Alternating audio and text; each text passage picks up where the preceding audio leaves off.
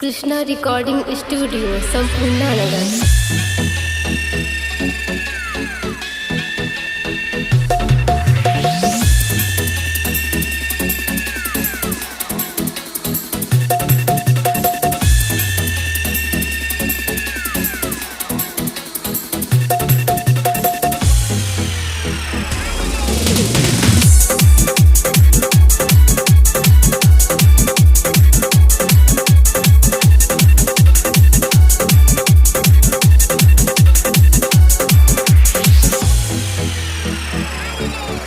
तो हो हमर जान हम तो मान गईनी काहे कहेलू की गोरी परेशान कईनी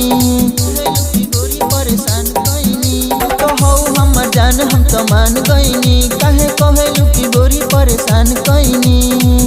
कह तो तला देती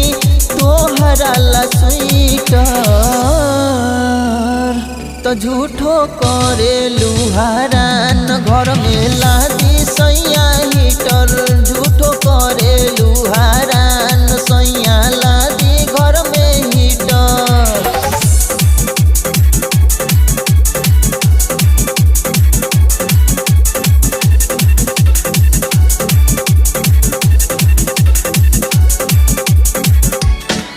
जनी डाल तू ऐसे परेशानी हमर बात बुझ दिल जानी देखो पड़तावे बड़ी शीतल लहरी जानू कैसे जाई घरवा के बहरी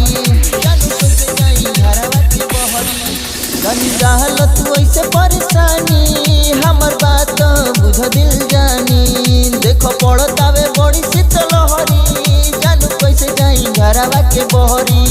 आज हमर के बुझल तू हीटर रानी न तो बढ़ जाई बिजली के मीटर रानी आज हमर के बुझल तू हीटर रानी न तो बढ़ जाई बिजली के मीटर रानी भइल बावे जान देखो मौसम आज बेटर तो काहे करेलू हरान घर में लादी सैया हीटर काहे करेलू हरान सैया लादी घर में हीटर।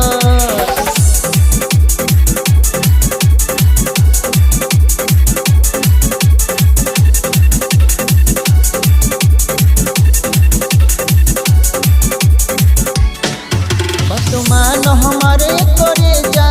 जनी गरम कर हमार भेजा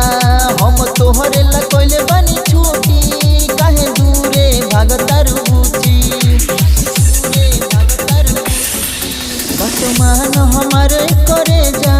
जनी गरम कर हमार भेजा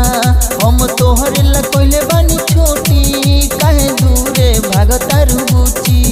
जनी जाड़ा में बढ़ाव परेशानी ए रानी काहे करेलू जियान ई जवानी ए रानी जनी जाड़ा में बढ़ाव परेशानी ए रानी काहे करेलू जियान ई जवानी ए रानी रानी हौवा रखे के बारू सबसे बेटर